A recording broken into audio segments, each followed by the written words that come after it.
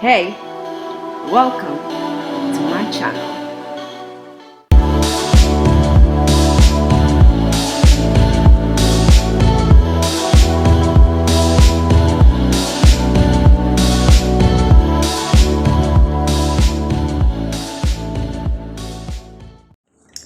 So, to properly explain this whole procedure, I'll start with the backstory. So, I was studying engineering in Kenya. I had done 3 years in Nairobi University, and yeah, by the time I was coming, I had already finished 3 years of school. I had not graduated, that was it, and I was smart enough to ask for my transcripts because when I was coming to France, one of my goals was to actually come here and probably continue my studies. So, having this information in mind, I headed over to Campus France. Campus France is in Alliance in Nairobi. I'll leave the address somewhere on the screen so that you can go. So I went to Alliance, spoke to someone from Campus France to ask if it's possible to transfer my credits and continue my education there because I thought of it as a possibility. So that's what I did first. So when I went there, I spoke to some really nice people and they gave me some information. They gave me a list of universities, sent me a few emails, but they told me that transferring my credits would be a very uphill task. So it would be either better to finish my education in Kenya, to go back and finish my education in Kenya, like after the assistant program, finish my bachelor degree, then come here to do my master, or start all over again after doing 3 years of engineering. I couldn't imagine myself starting all over again. First things first, search for the school, search for the city you want to go to. Decide on a city, decide on, like, let's say 3 cities. Search for all universities with the course that you want to go for, because sometimes you might have all these universities and they don't offer the course that you want to go for. So search for the universities in that city with the ones that offer the course that you're looking for. You can now go into their website and actually find information. So that's exactly what I did. I searched, I wanted to do either in Grenoble, I wanted to try the south, so I did a bit of Nice and Marseille, or Chambéry, where I was currently staying, since it was very easy. So I looked for the universities in these areas and I was going through their websites to see if they had this provision of continuing studies, which I noticed most universities do have as I was doing my search. So they have places where they say if you've done 4 years, if you've done 5 years. So here KCSE is known as baccalaureate, so they call it BAC in short. So if you've done 2 years after, if you've done 2 years of uni after your KCSE, it's going to be called BAC plus 2. So if you've done 3 years, BAC plus 3, 4 years, BAC plus 4, 5 years, BAC plus 5. So so that's the thing. And you need to be aware of the different education. There's so many different universities in France. There's IUT, DUT, there's Polytechs, there's Grande École, there's Université, there's BTS. There's so many. I personally cannot explain them because personally I still don't understand. But I think someone did a video. I think Oliver Mugambi did an in-depth video on the differences between all this stuff. So you can check that. I'll probably link his video somewhere. The application process.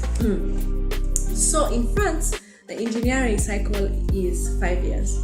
For you to become a fully licensed engineer, you have to do 5 years of education. So it's usually 3 years of licence. I don't know what's the equivalent in Kenya, and it's just 3 years. They call it licence, and then after you do 2 years of master, which is the master. But it's just 5 years of a proper engineering degree. That's Basically, that's how I understood it. So my education fitted into 3 years, which had been an equivalent of a licence, and then now I had 2 more years, which would be applying to a master. I know I've not finished a degree, but I'm applying to a master. Confusion, yes, big. It's a whole thing. But I decided, you know what? To hell, I'm going to apply. So most of my application was during COVID, so most of the applications were online. So I applied on this thing they have in most French universities. It's called eCandida. So I applied on the eCandida platform, put all my documents and everything that was required, and then I sent my applications. I sent my applications to Polytech, and then in the Polytech is like a network of engineering schools. So when I sent my application, I had 3 options. So I applied to 3 universities in the Polytech. I applied to a university in Nancy. I applied to a university in Ghana. So 5 universities in total. Just to have a bigger, options, more options, So if 3 refuse me, at least I'll have 2. If all 5 refuse me, too bad. So that was it. That was what I did. And for the application process, these were the requirements for the application. I required a French B2 certificate, and nowadays I hear they ask for C1. I required motivation letters, recommendation letters, and since I hadn't completed my education, I required my transcripts from uni. And most of these documents, unless you're applying to an English taught course, they're usually required in French. So personally, I was applying to English taught courses, so I was sending my stuff in English, which was fine. But most of the time, you need to be aware that you need to have this stuff translated. And then, because I also did not finish my education and there was no certificate to show, there's this thing you can do. It's called it's like a validation of the years of study you've done. So you send them your transcripts and sometimes your KCSE certificate if you want them to validate that as well. And then they send you back a kind of document that validates what you had done in the previous country. So yeah, the organization that does this is called Eric Narik. I'll link their stuff here, and they charge you 70 euros for the service. So it's not so bad, and it's 2 months. They take 2 months, so you need to do these things early. After it's waiting, let's wait. So after you complete your applications, there's nothing more you can do than just waiting and planning what else you're going to do after. So I waited.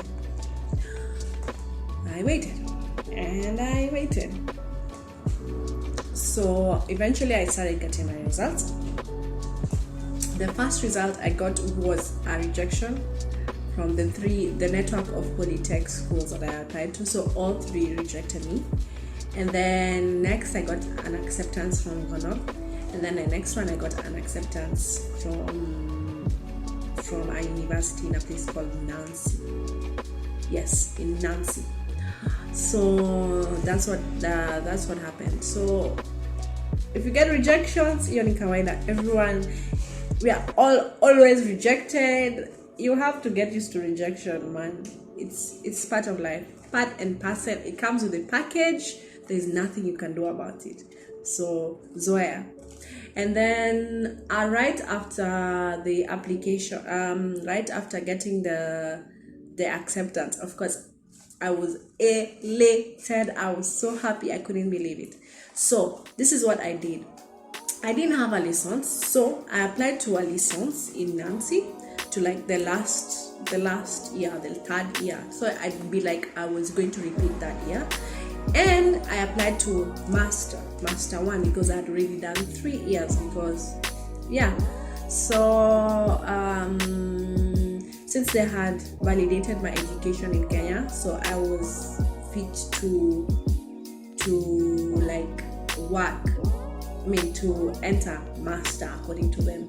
So I went straight into the master M1, my first year of the master, which fell in perfectly. I got also accepted to licence 3, like the third year, but I decided I've already been put in front. Why would I want to go behind? Why? So that is what I did. So after that, you need to accept that and confirm that you're going to do the master. So I did the acceptance on the online thing and accepted that I'm going to go do the master. So this is the thing.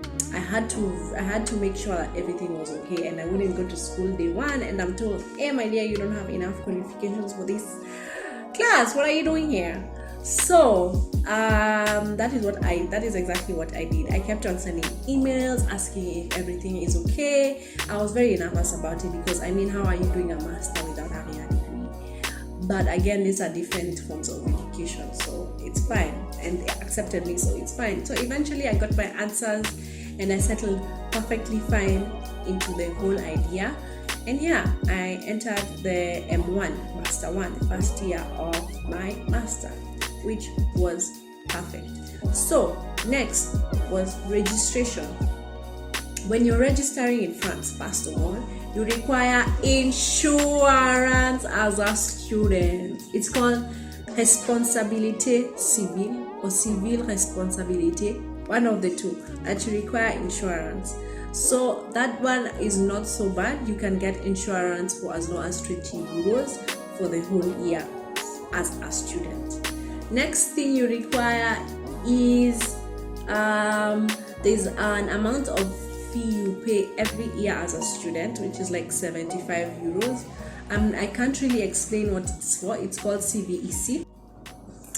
So I think that was it. And then now the fees, of course, you pay school fees, which I paid personally around 250 euros, which is cheap. Here it's quite cheap. That's education. The education is cheap, and it's not 250 euros per semester. It's 250 euros for my entire year, compared to what I was paying in your end. Quite cheap. So there's that, but the hidden cost is the cost of living.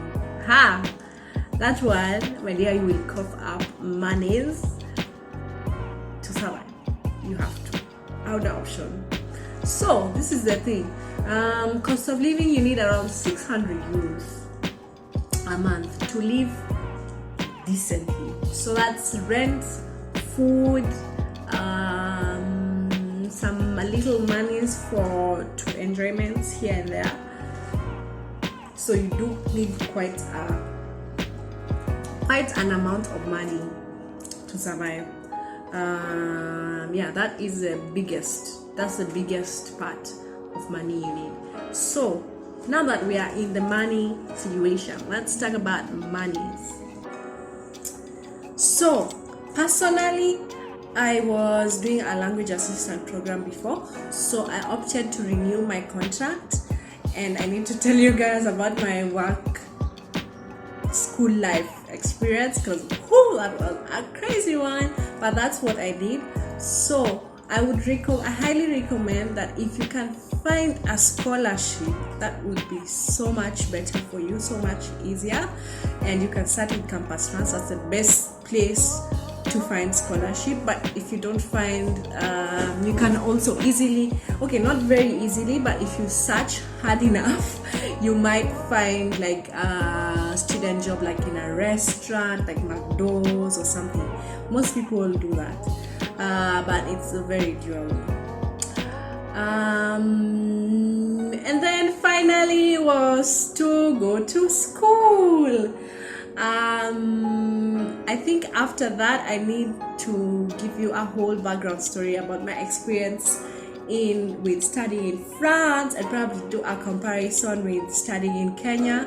I'll probably invite one of my friends to come and talk about it as well, because I have a friend or two who've done education here as well. So that would be very interesting to have somebody else on the channel.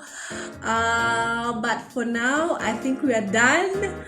And if you have any questions, feel free to slide into my DM, or yeah, and I will get back to you on everything. That's it for today. Thanks for watching. You know what to do. Subscribe, share, like, the good thing.